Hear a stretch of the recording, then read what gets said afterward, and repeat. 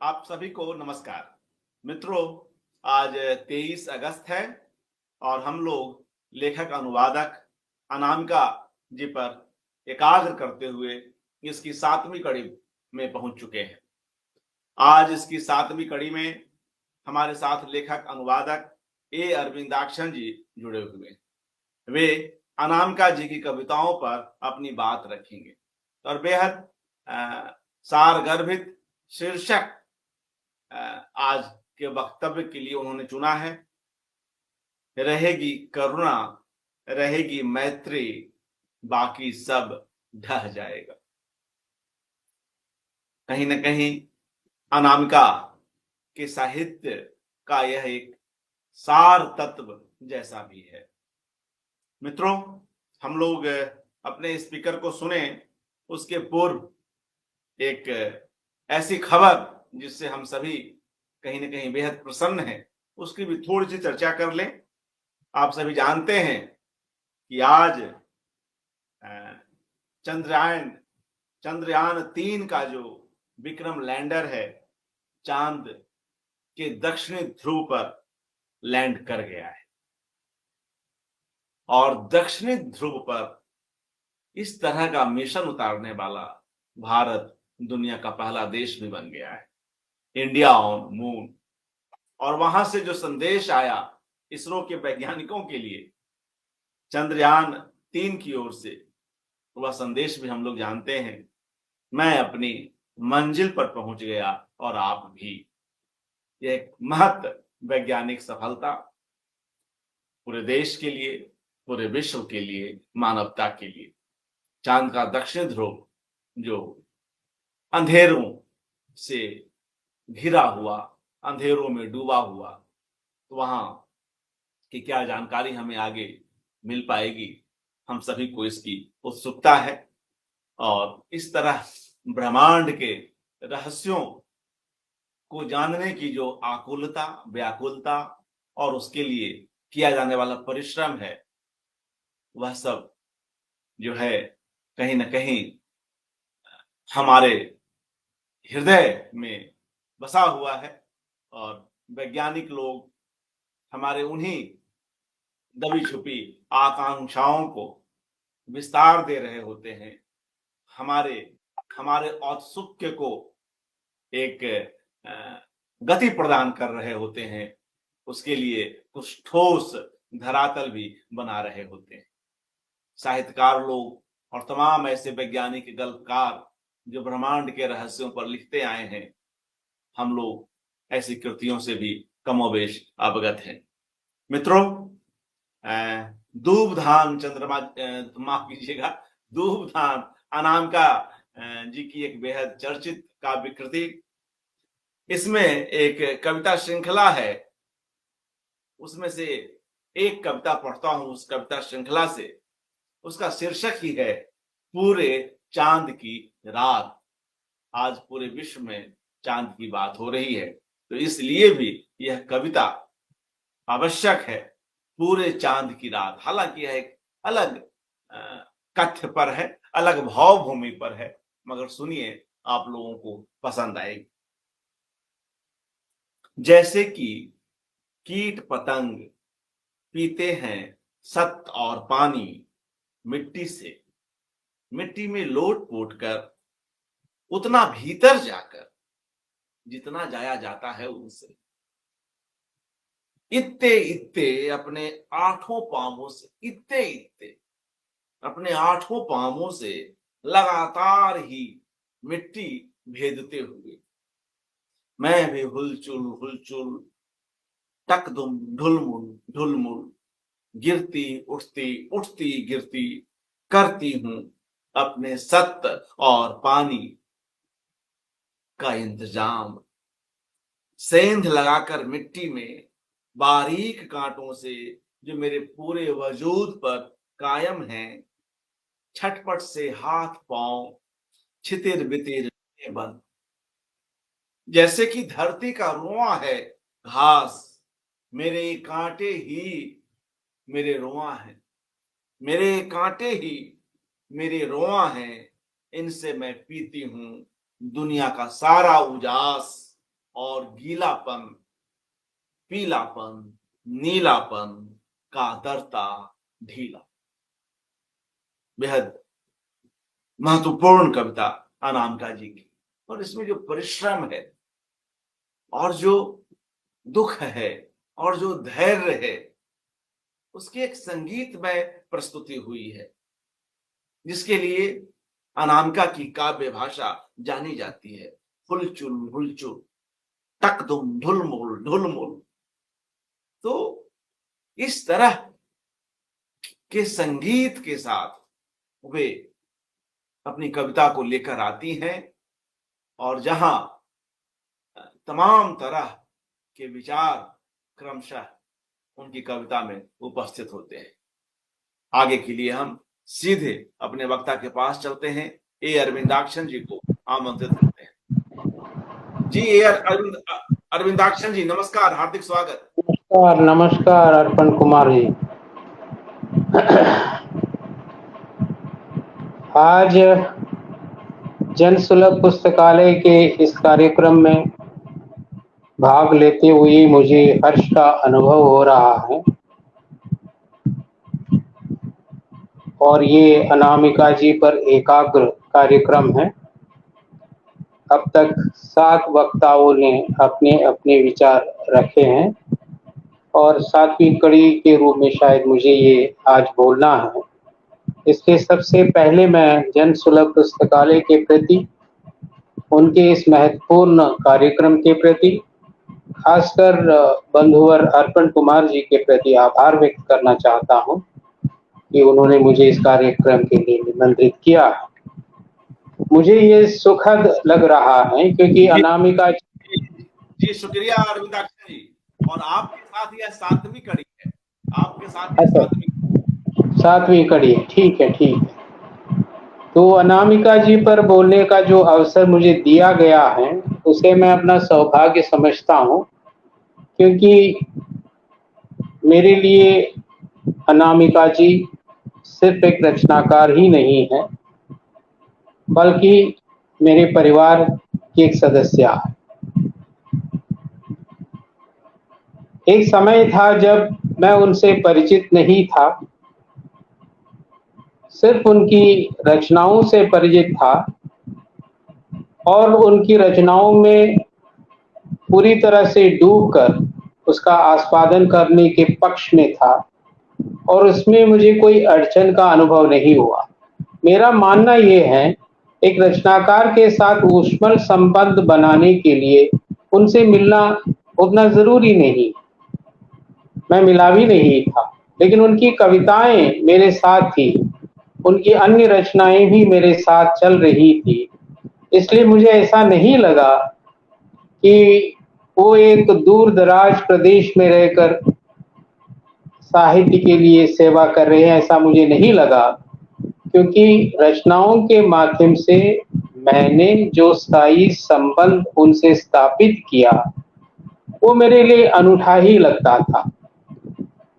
और जैसे बाद में मुझे लगता है कि 2006 या 2007 में बेंगलुरु में आयोजित एक संगोष्ठी में मैं भी था और अनामिका जी भी थी, और शायद वो हमारी पहली मुलाकात थी।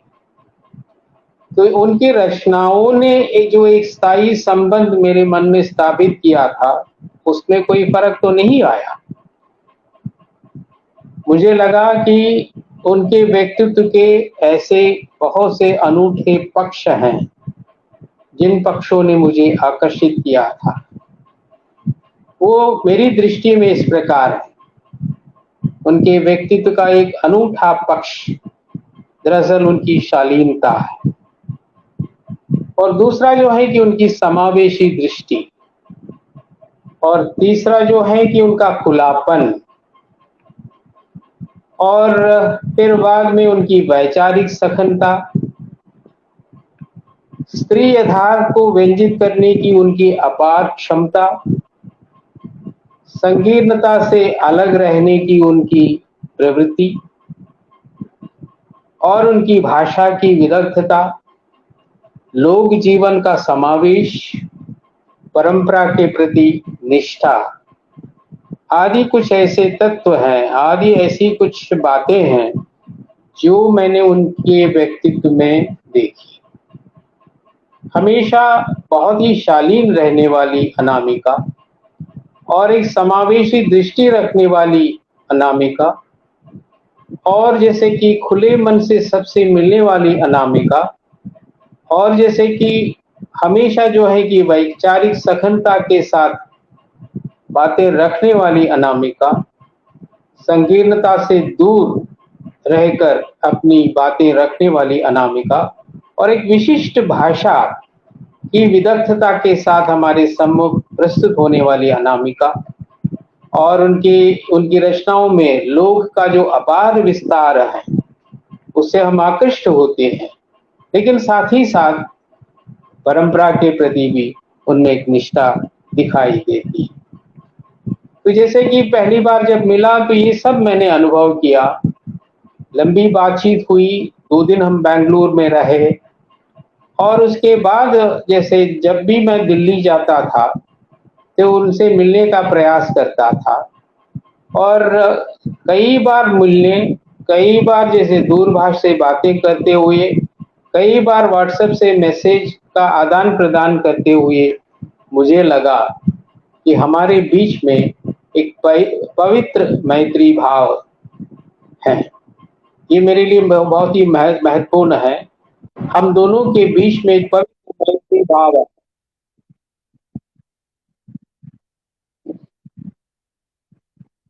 जी जी जी, सब ठीक है जी, सब ठीक है।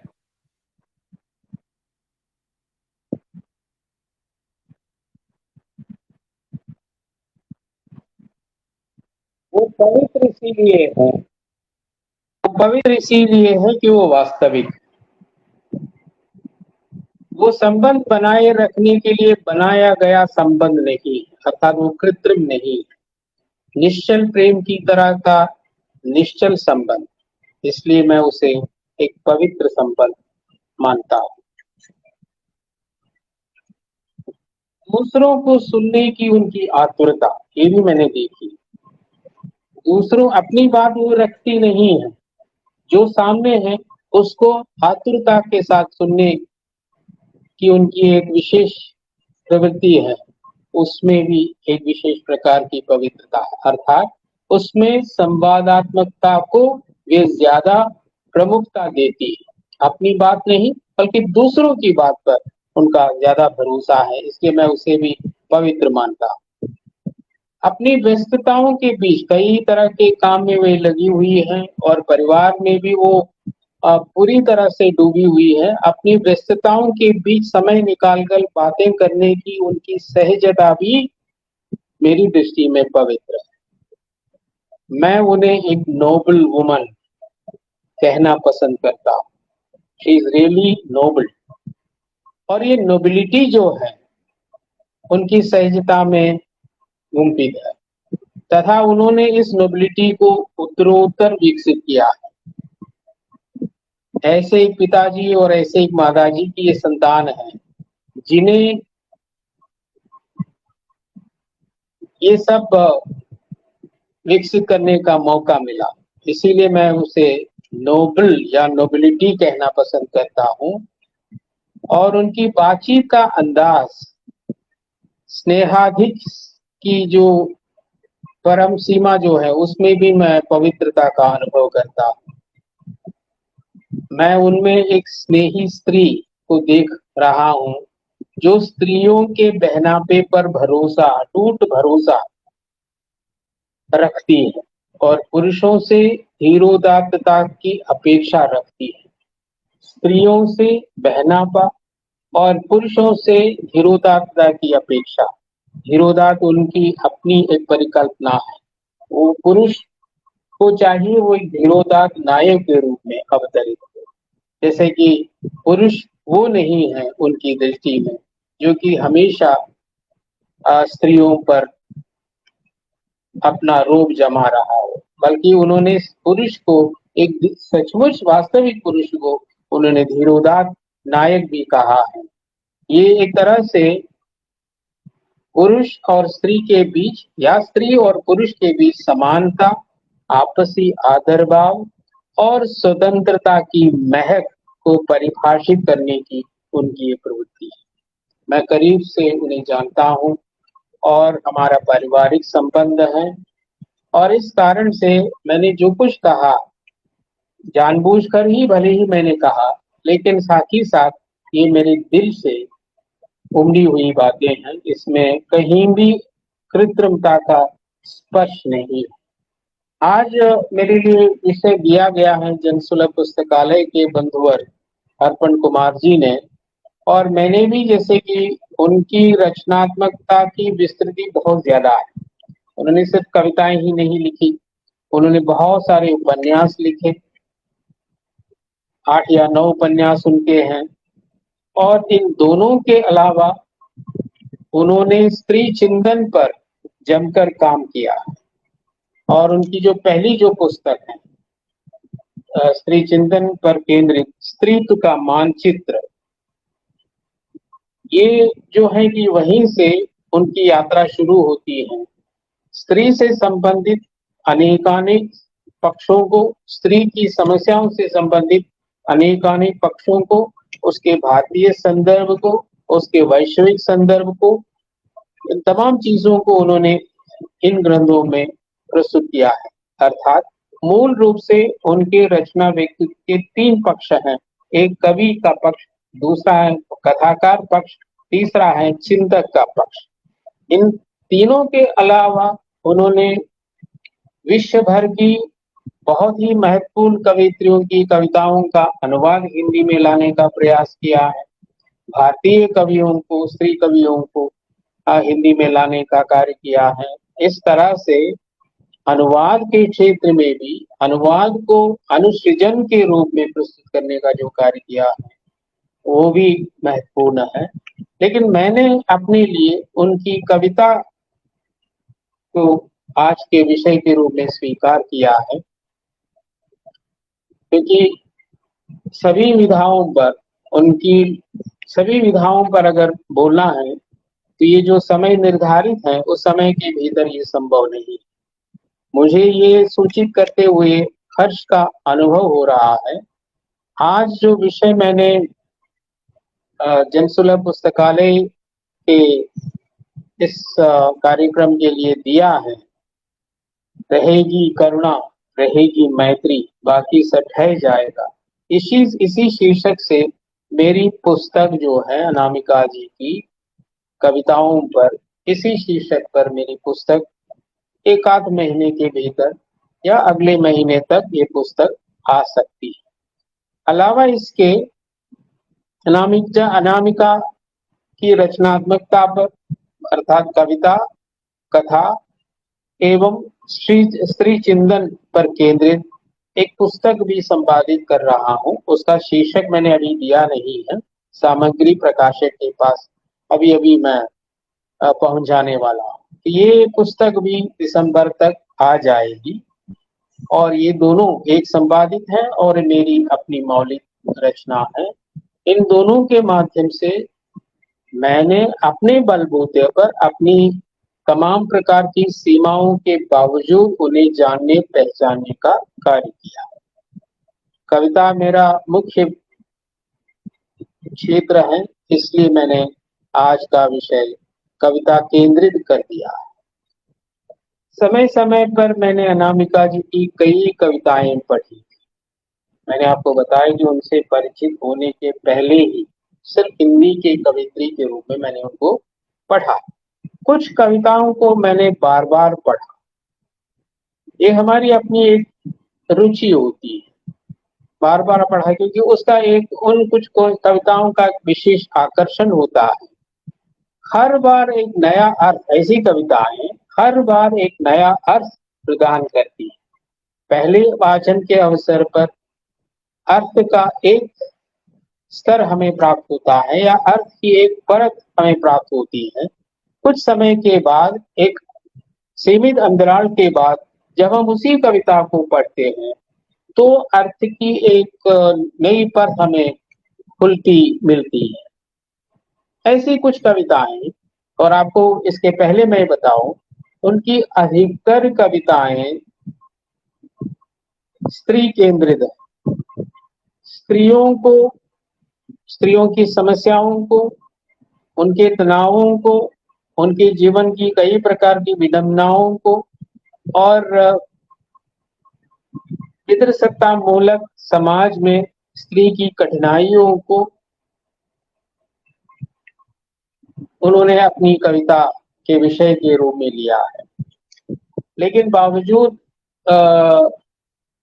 इसके मुझे ये कहना पड़ रहा है, स्त्री विषय से संबंधित कविताएं होने के साथ साथ ये मनुष्य केंद्रित कविताएं भी हैं।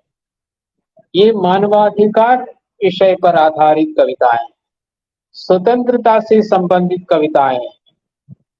इसलिए अनामिका की कविता को स्वतंत्रता की उद्घोषणा कहें तो गलत नहीं होगा, मानवाधिकार की उद्घोषणा कहें तो गलत नहीं होगा। और इन तमाम कविताओं के मूल में एक जीती जागती स्त्री है जो स्वतंत्रता को ज्यादा तरजीह देती है। मैंने अभी आपको बताया कि कुछ कविताओं पर मेरी दृष्टि लंबे समय तक रहती है, मेरा ध्यान ये कविताएं आकृष्ट करती हैं। ऐसी कुछ कविताओं पर, क्योंकि उनकी सभी कविताओं पर बोलना मुनासिब नहीं है, कुछ कविताओं को लेकर मैं अपने कुछ विचार आपके सम्मुख रखना चाहता हूँ। जैसे अभी अर्पण कुमार जी ने धूपदान की एक कविता, जो कि जानबूझकर उन्होंने आज चंद्रयान की जो एक महत्वपूर्ण बात हमारे सामने आई, उसके आधार पर उन्होंने चांद से संबंधित कविता सामने रखी। वो नहीं है, बल्कि मैं ऐसी कुछ कविताएं आपके सामने रखना पसंद करता हूं जो कि स्त्री केंद्रित है, स्त्री की स्वतंत्रता पर केंद्रित है और साथ ही साथ स्त्री की जो मानवीयता है उस पर केंद्रित। मेरी चर्चा की पहली कविता है सेफ्टी पिन। सेफ्टी पिन जो है सचमुच स्त्री से संबंधित एक ऐसा प्रतीक है, वस्तुतः एक चीज है। स्त्री के शरीर में कहीं, उसकी पोशाक में कहीं, या उसके थैले में कहीं, कहीं न कहीं एक सेफ्टी पिन का एक विशेष स्थान है। और उसी के आधार पर कविता की विषय वस्तु को ले तो एक बहुत ही सामान्य और सरल और सहज प्रतीत होने वाला प्रमेय है, लेकिन बावजूद इसके मुझे ये कहना पड़ रहा है, इसकी सामान्यता, उसकी सहजता, उसकी ऊपरी परत, उसकी ऊपरी परत। इसीलिए हमें एक आस्वादक की हैसियत से, एक पाठक की हैसियत से उस ऊपरी परत से होता नीचे उतर कर जाना पड़ता है, तब जाके कविता का वास्तविक प्रमेय, कविता का वास्तविक वस्तु सत्य हमें प्राप्त हो सकता है। सेफ्टी पिन कविता की कुछ पंक्तियां मैं आपके लिए पढ़ना चाहता हूं ताकि कविता से आपका परिचय हो। आप लोगों ने भी कविता पढ़ी होगी, क्योंकि उनकी एक मामूली सी कविता ये नहीं है, एक महत्वपूर्ण कविता है। इस कविता में एक महिला है, उसका नाम है श्रीमती सावित्री पाठक, और उसके साथ ये सेफ्टी पिन है। पंक्तियां कुछ इस तरह है। श्रीमती सावित्री पाठक की लाल कांच की चूड़ियों से पेंडुलम की तरह लटका लगातार डोलता ही रहता था एक जंगाया सा सेफ्टी पिन। इमरजेंसी वार्ड में डॉक्टर की जो हैसियत होती है, सावित्री पाठक के लिए, पाठक के खौड़ाई वस्तु जगत में इस सेफ्टी पिन की वही हैसियत थी। क्या जाने कितनी आपातकालीन स्थितियां उसने संभाली थी एकदम अकेले। ये पंक्ति विशेष रूप से नोट करें। क्या जाने कितनी आपातकालीन स्थितियां उसने संभाली थी एकदम अकेले। 7:05 पर आती है बच्चे की बस, अंत समय में दिखा टूटी है बैंड की बकल सेफ्टी पिन हाजिर। जहां कहीं कुछ टूटा, जहां कहीं कुछ छूटा, स्टील की एक छोटी सी पुलिया सा तन जाता था बीचों बीच कहीं बेचारा।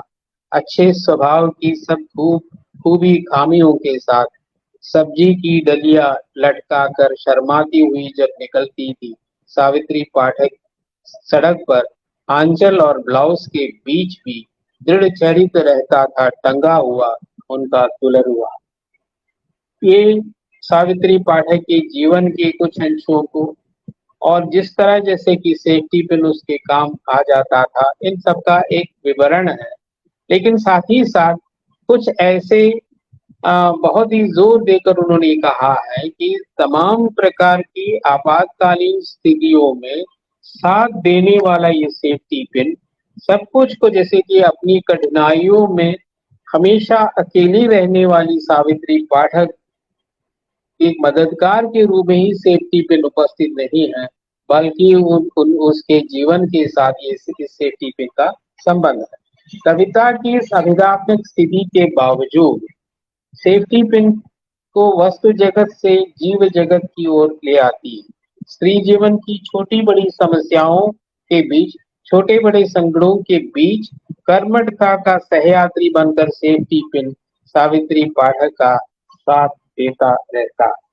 आगे जैसे एक बहुत ही नाटकीय विवरण भी अनामिका जी ने प्रस्तुत किया है इन दोनों का, जैसे कि वो सब्जी मंडी में जाती है और सब्जी मंडी में जाते समय वहां की सब्जियां एक दूसरे से बातचीत करती हुई दिखाई देती हैं। वस्तुतः सब्जियां बातचीत नहीं कर रही हैं, बल्कि इस स्त्री की तरफ उस पुरुष समाज की दृष्टि है और वो पुरुष समाज किस तरह से इस स्त्री को देखता है, इसका एक बहुत ही नाटकीय विवरण कविता में उन्होंने दिया है।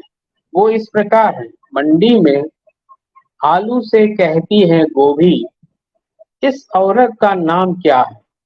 कोई कभी साथ इसके नहीं दिखता, कोई कभी साथ इसके नहीं दिखता, अटल मगर लुका छिपा एक साथ है इसका, अटल मगर लुका छिपा एक साथ है इसका। आलू धीरे से कहता था, शाम सुबह और रात दिन क्या जाने कौन एक खूब विशाल सा सेफ्टी पिन। उसको जैसे कि एक बहुत ही जादुई आधार कहिएगा, उस तरह से सेफ्टी पिन को आलू के शब्दों में, या आलू इस तरह से अनुभव कर रहा है, या आलू के माध्यम से, आलू के बहाने से एक पुरुष ये महसूस कर रहा है इसके साथ एक है वो, जो कि एक खूब विशाल सा सेफ्टी पिन है। एक छोटा सा सेफ्टी पिन नहीं, बल्कि एक खूब विशाल सा सेफ्टी पिन एक साथ नथी किए रखता है इसकी।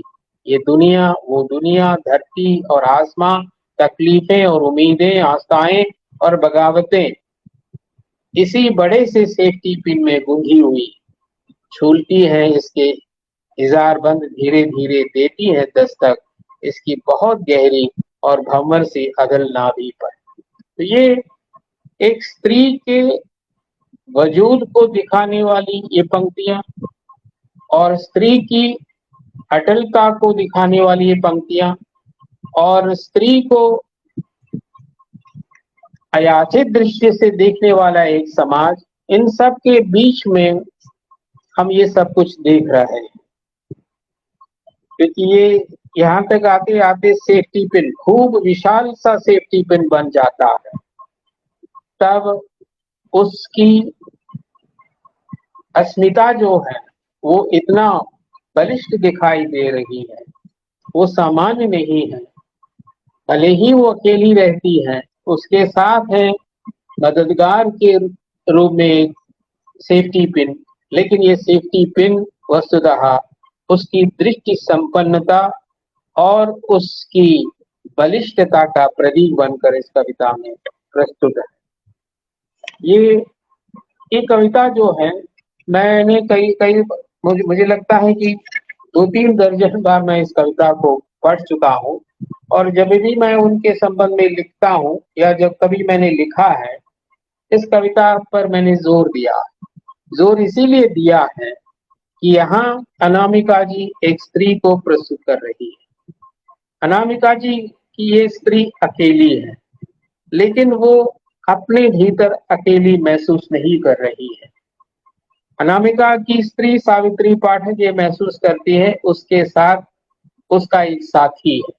हालांकि वो साथी एक जीवित व्यक्ति नहीं, बल्कि उसका एक मामूली सा सेफ्टी पिन है।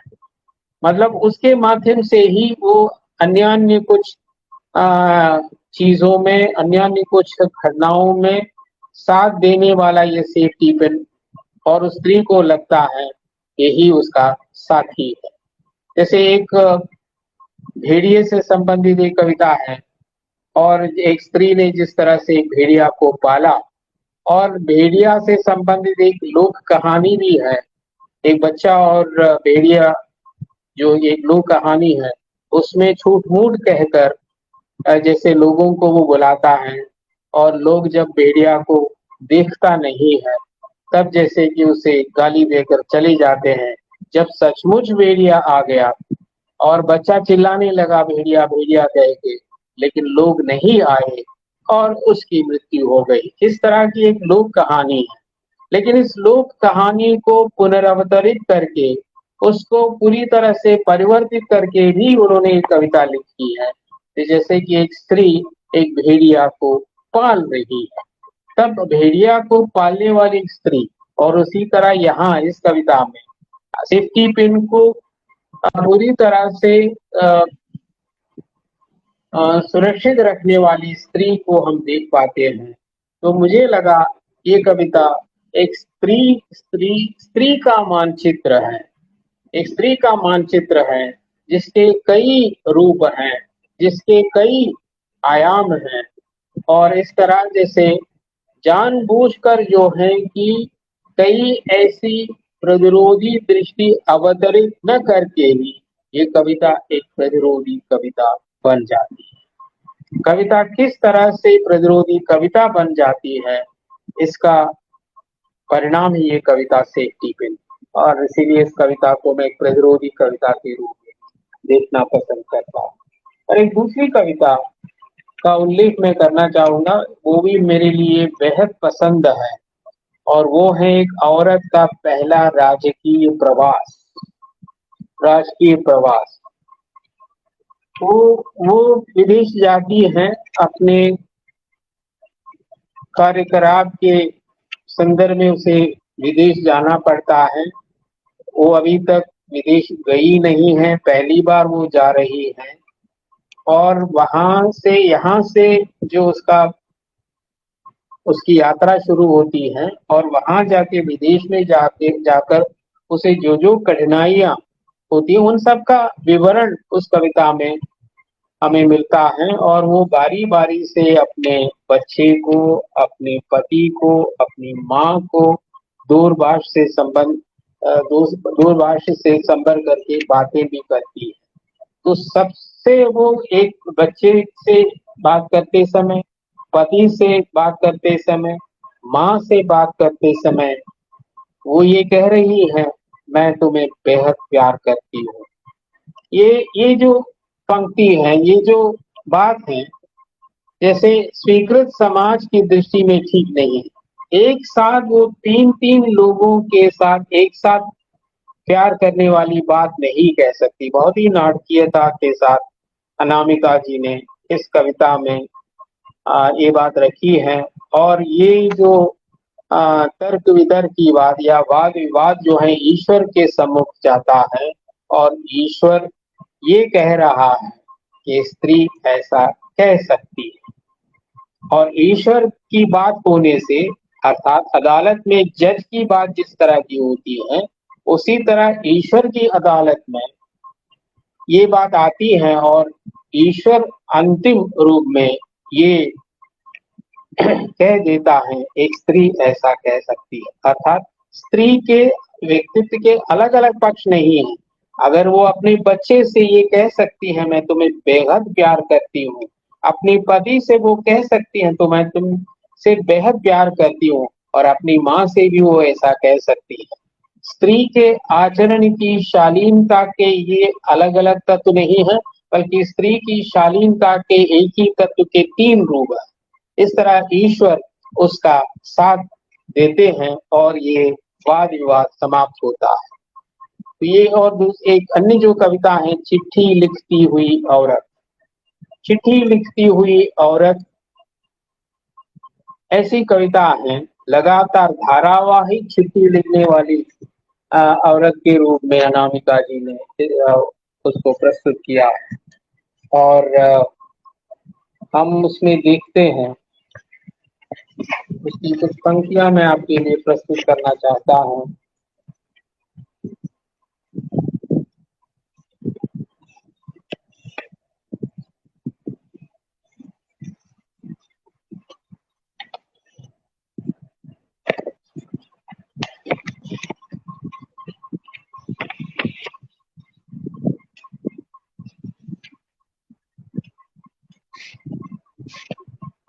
औरतों के बारे में माना जाता है कि वे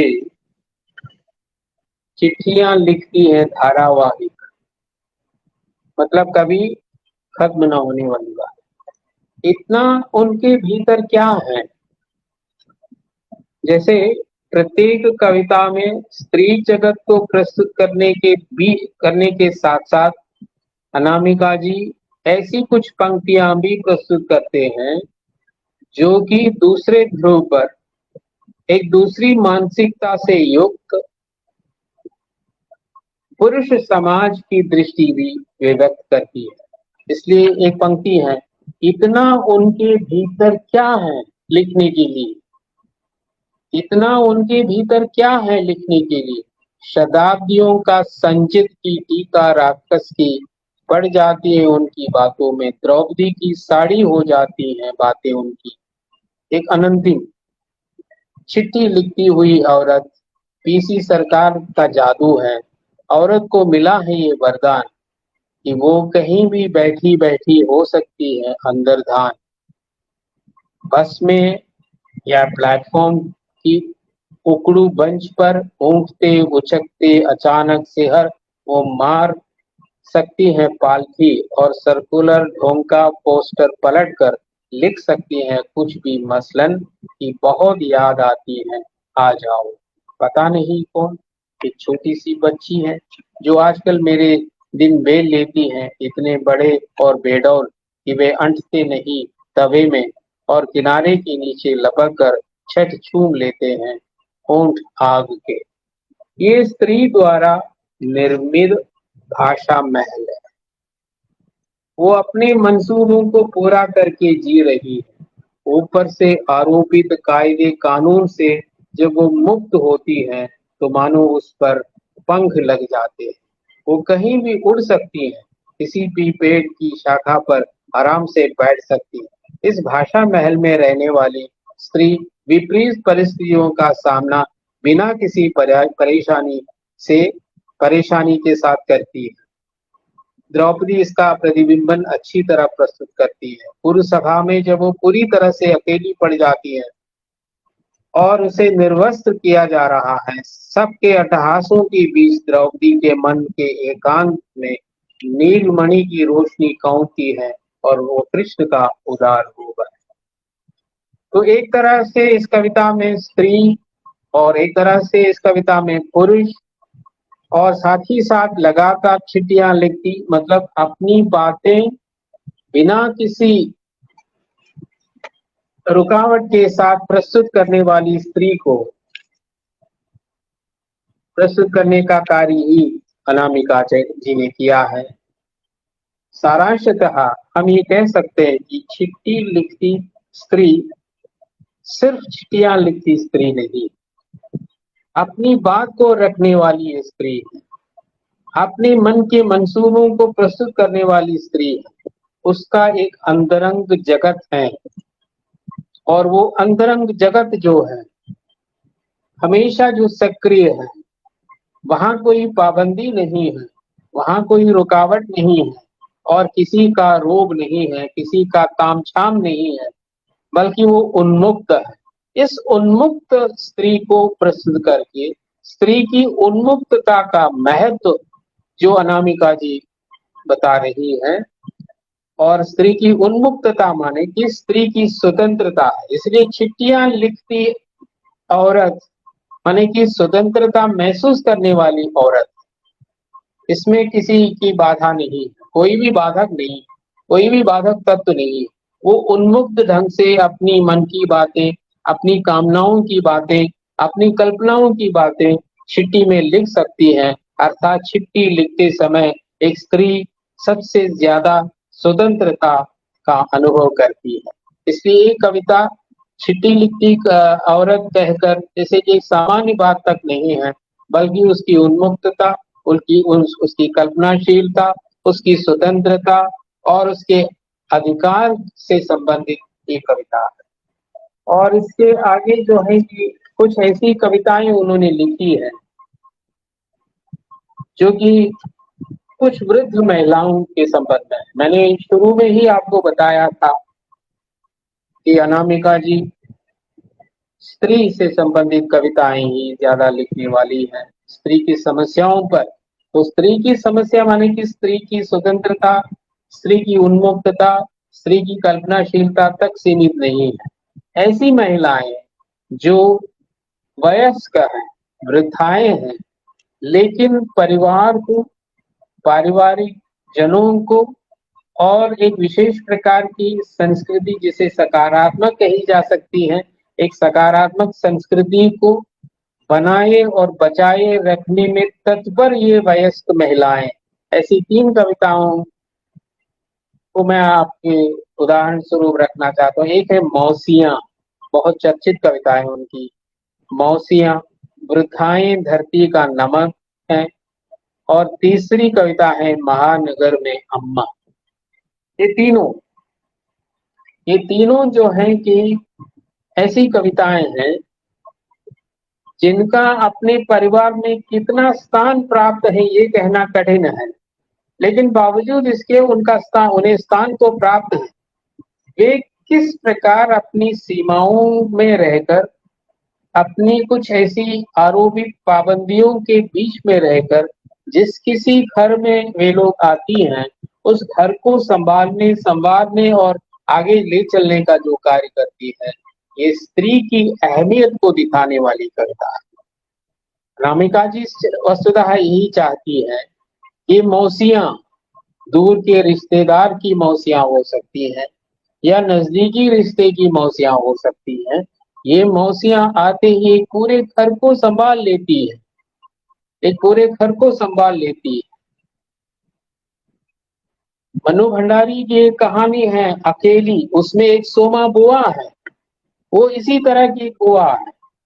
वो जहां कहीं जाती है बिना कहे कि उस घर को, चाहे शादी ब्याह का मौका हो या कोई दूसरा कंछेदन का पर्व हो, कुछ भी हो, उस घर को संभालने का ये एक पुरानी सी प्रतीत होने वाली बात है, लेकिन इसमें पुरानापन उतना नहीं है, क्योंकि ये पूरी तरह से सकारात्मकता से भरे हुए एक चरित्र को दिखाने की बात। वृद्धाएं धरती का नमक, ये कविता भी उसी तरह। महानगर में अम्मा, खुद उनकी अम्मा के संबंध में है, जो कि पूर्विया है, उन्हें शहर की भाषा आती नहीं है, लेकिन बाहर जो भी लोग दिखाई देते हैं उनसे आराम से बात करने की तत्परता और क्षमता रखने वाली अम्मा को अनामिका जी ने प्रस्तुत किया है। अनामिका जी की अम्मा के पास उस कविता के अम्मा पात्र के पास अपनी ही भाषा है, और वो भाषा बाहर जो आदमी दिखाई देता है, सब्जी वाला हो या कोई दूसरा हो या अपरिचित कोई भी हो, वो भी समझ लेता है और स्वयं अम्मा भी समझ लेती है। तो भाषा यहाँ कोई व्यवधान नहीं बन रही है। हमारे लिए, हम जैसे कृत्रिम वातावरण में रहने वालों के लिए भाषा एक बहुत ही बाधक बात है, लेकिन उन अम्माओं के लिए ये कोई बाधक बात ही नहीं है, क्योंकि सब किसी से वो बात कर सकती है और अम्मा को ऐसे लोग बहुत पसंद हैं जो बीच बीच में आते हैं और उनकी खुशहाली के बारे में, उनकी समस्याओं के बारे में बातचीत करते हैं। तो ये एक स्त्री का एक पक्ष ही अनामिका जी ने प्रस्तुत किया है। ये यहाँ एक खुलापन है। ये खुलापन वस्तुतः स्त्रियों में ज्यादा मिलता है।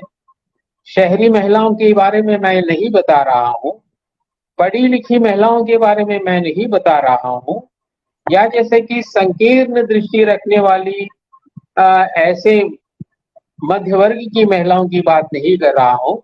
ऐसी जो वृद्धाएं जो अपने मन में कुछ रखती ही नहीं है, अगर रखती हैं दूसरों की भलाई के लिए कुछ करने की ऐसी तत्परता के साथ जीने वाले, अपने बचे हुए दिन को सकारात्मक बनने की इच्छा रखने वाली ऐसी वयस्क महिलाओं की ये कविताएं स्त्रियों में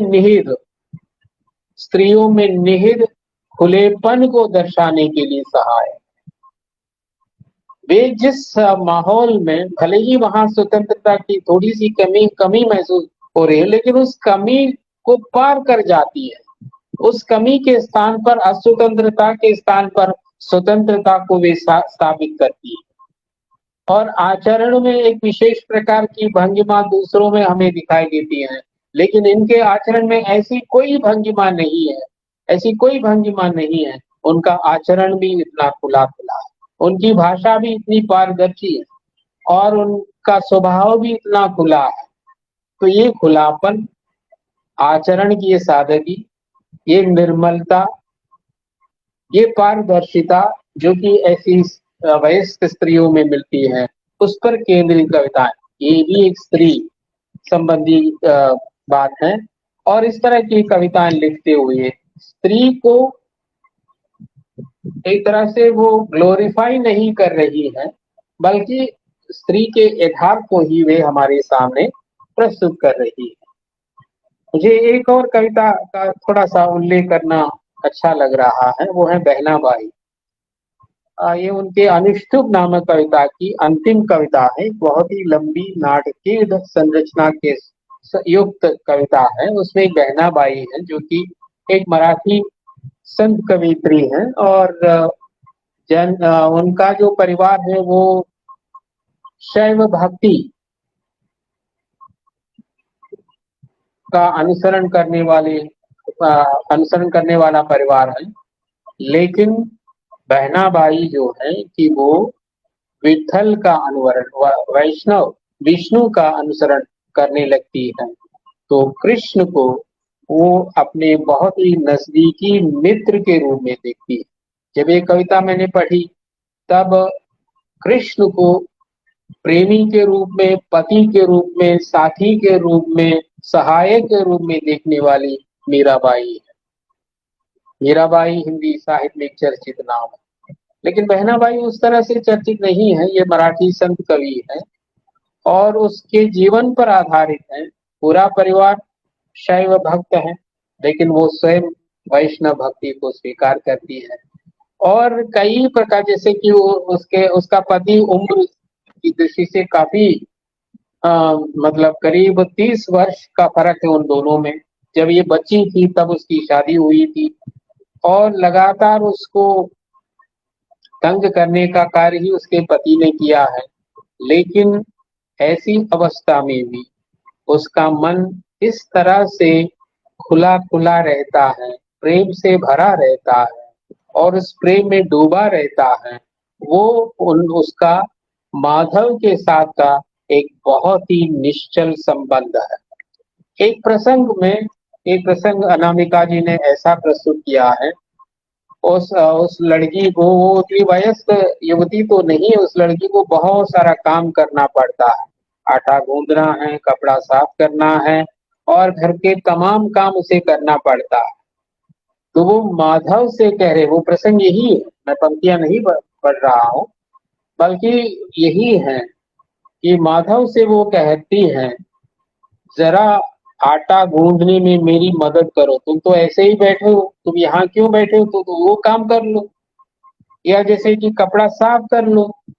ये सब कहने की जो स्वतंत्रता है वो उस पुरुष से कर सकती हैं जिस पुरुष के साथ उनका एक निश्चल संबंध, एक पवित्र संबंध है। मीराबाई के पदों में भी हम ये अनुभव कर सकते हैं, लेकिन वहां एक दाम्पत्य प्रेम का एक बहुत ही विशाल रूप भी हम अनुभव करते हैं, लेकिन ये यहाँ उस तरह का नहीं है, अपने साथी के रूप में। पति तो साथ देता नहीं, परिवार वाले साथ देते नहीं है, तब एक माधव ही उसका साथ दे रहा है। उससे पूरे खुलेपन के साथ वो ये बता रही है कि तुम क्यों बैठे हुए हो, थोड़ा सा आटा गूंद लो, जब तक मैं कपड़ा साफ कर लूं तब तक ये काम कर लो, ताकि मुझे थोड़ी सी मदद मिले। ये जो है कि एक पारिवारिकता को, ये पारिवारिकता जो है, मुझे शुरू में ही कहना था कि मैंने उनके व्यक्तित्व के अनूठे कुछ पक्षों पर विचार किया था और उन पक्षों को मैंने पवित्र भी कहा था। तो अनामिका जी की जो पारिवारिकता है, स्वयं अपने जीवन की जो पारिवारिकता है, या दूसरों के साथ उनके संबंध में जो पारिवारिकता है, वो भी अपने आप में पवित्र है। और इसके निदान के रूप में हम इस बहनाबाई शीर्षक कविता, लंबी कविता को भी देख सकते हैं। इसके अलग अलग नाटकीय प्रसंगों में माधव के साथ के उसका जो एक निश्चल जो संबंध, उसे पवित्र कहा जाना चाहिए। उस पवित्र संबंध को प्रसिद्ध करने वाली ये कविता दरअसल बहनाबाई के जीवन पर आधारित होते हुए भी स्त्री और पुरुष के समभाव पर आधारित एक कविता है। वसुधा अनामिका जी अपने स्त्री चिंतन के अवसर पर अपनी कविताओं में, अपने उपन्यासों में, अपनी कहानियों में निरंतर ये बात कह रही है कि वो पुरुष को धीरोदात्त नायक की तरह होना चाहिए, ताकि वो स्त्री को समझ सके।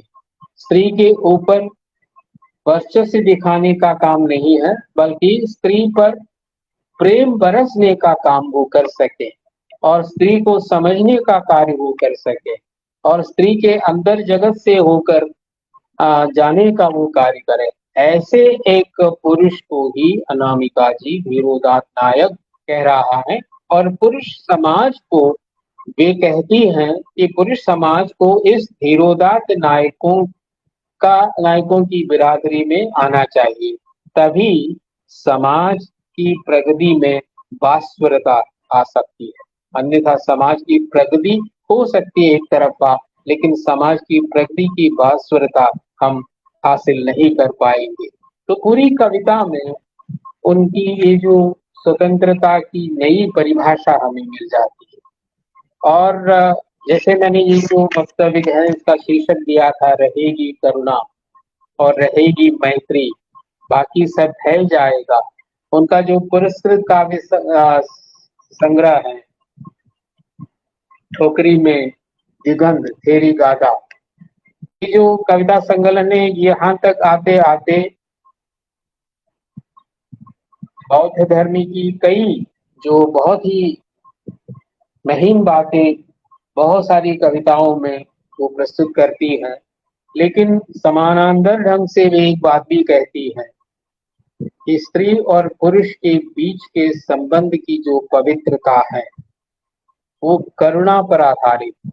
यहाँ स्त्री पुरुष कहते समय समाज के दो जो प्रतीक पात्र जो है वो स्त्री के रूप में है और पुरुष के रूप में है। जब तक इनके संबंध में करुणा की अजस्र धारा प्रवाहित नहीं है, तब तक वहां मैत्री का अभाव रहेगा। सचमुच मैत्री के अभाव में समाज अवरुद्ध हो सकता है।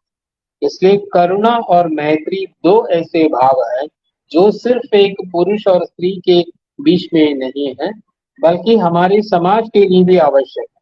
और समाज में ये दो मतलब स्त्री और पुरुष मुख्य रूप से जीवित हैं, उनके बीच में भी चाहिए और सामाजिक संबंधों में भी चाहिए और लघुतम समाज में भी ये चाहिए और व्यापक पैमाने पर देश विदेश के संबंध में भी ये करुणा और मैत्री की सख्त जरूरत है। और इन दोनों के अभाव में बाकी सब ढह जाएगा, मतलब इनके अभाव में कुछ भी नहीं रह सकता है। तो एक तरह से एक दार्शनिक भाव अनामिका जी की कविता में उत्तरोत्तर विकसित होता दिखता है, लेकिन दार्शनिकता को थोपने का या दार्शनिकता को आरोपित करने का कार्य उन्होंने कतई नहीं किया है। इसलिए सृजनात्मकता की उत्तुंगता का परिचय उनकी प्रत्येक कविता में दिखाई देती है। बहुत सारी कविताओं पर विचार करने का समय न होने के कारण मैंने अपनी सुविधा के लिए 3-4 कविताओं का उल्लेख किया और कुछ विस्तार से बताने का कार्य किया है। इसलिए करुणा जो है जीवन का एक मूल भाव है, मैत्री जो है वो भी जीवन का एक मूल भाव है।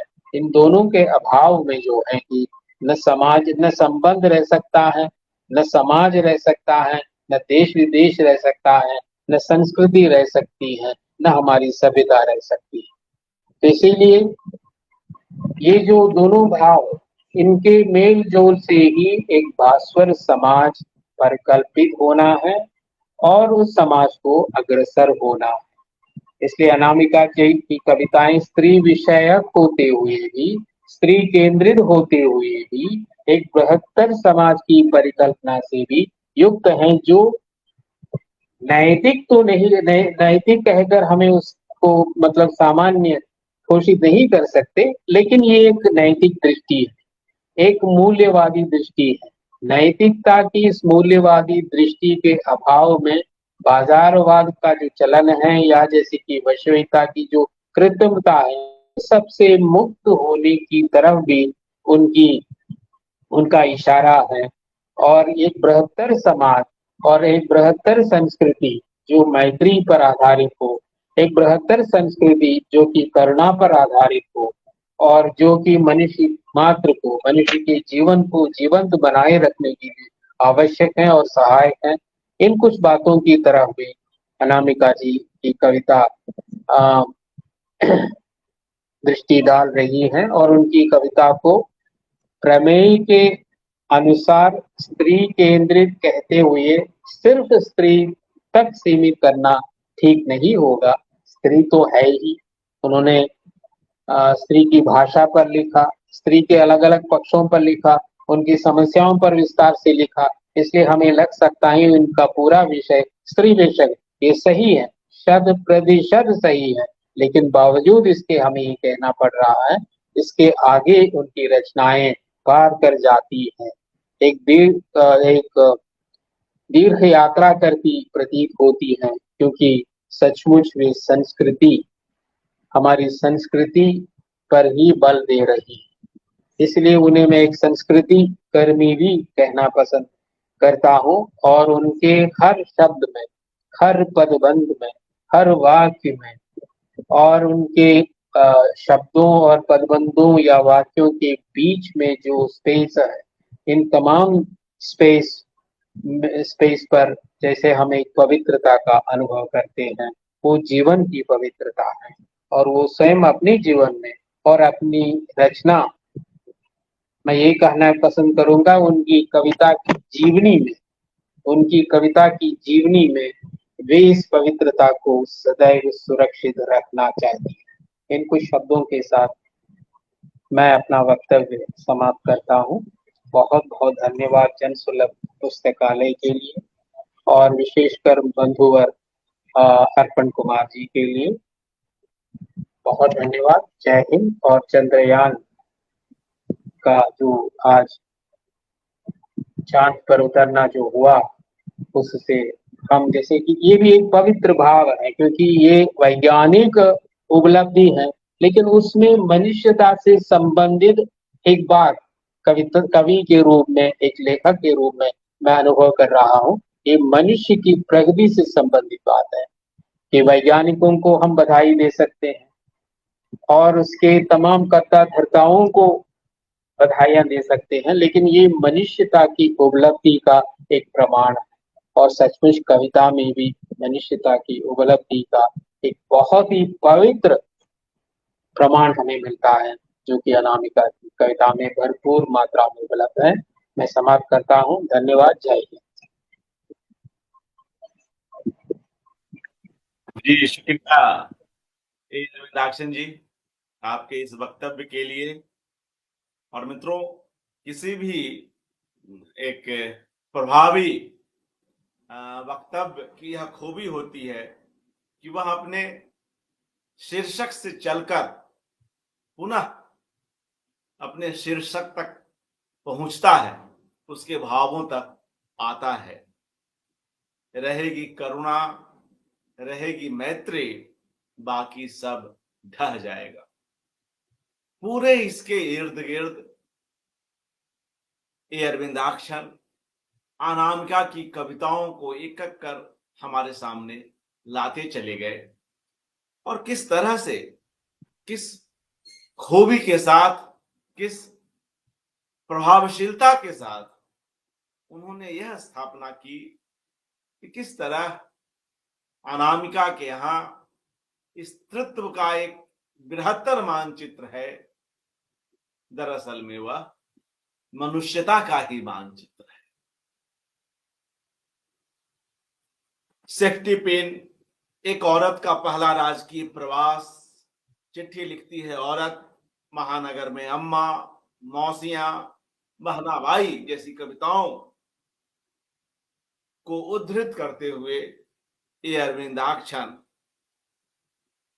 अनामिका के कवि पक्ष की उन गहराइयों में हमें ले जाते हैं जहां जाने की आवश्यकता है, क्योंकि अनामिका का कवि एक बृहत्तर संदर्भों का कवि है। उनके यहाँ तमाम संदर्भ आते हैं, कभी मध्यकाल, कभी आधुनिक काल, कभी भविष्य काल भी आ जाता है और वे एक रचनाकार, एक सजग और ईमानदार समर्पित रचनाकार के रूप में सभी कालों के साथ संवाद करती हैं, विगत के साथ भी, आगत के साथ भी। और जो बात इस वक्तव्य की खासियत रही, करुणा और मैत्री, जिसे बड़ी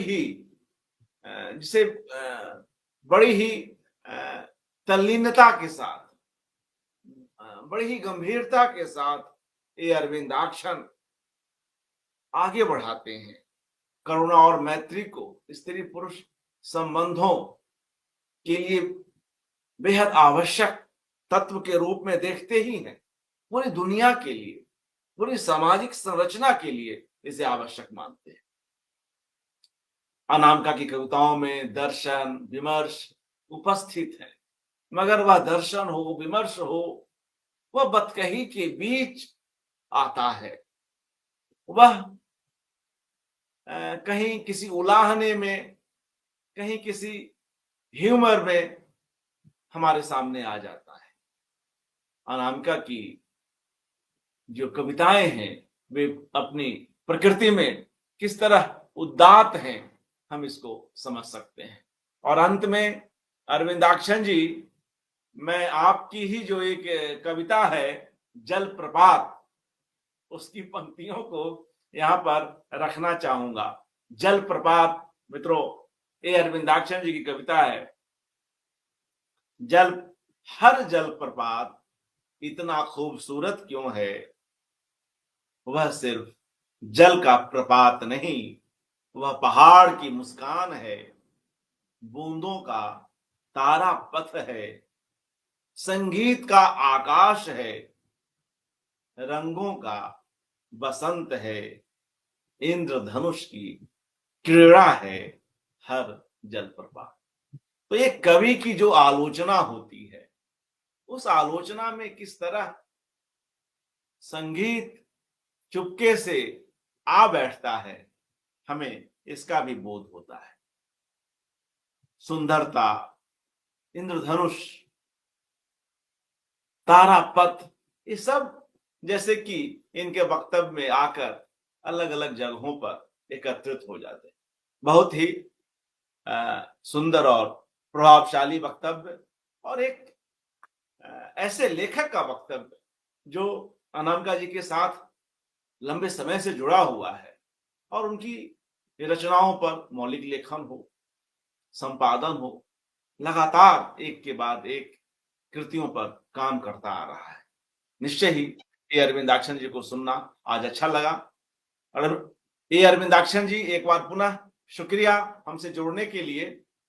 और इसी के साथ हम लोग आज की इस कड़ी को समाप्त करते हैं। अनामिका पर यह एकाग्र जारी है। कल एक नई कड़ी में फिर मिलते हैं। नमस्कार।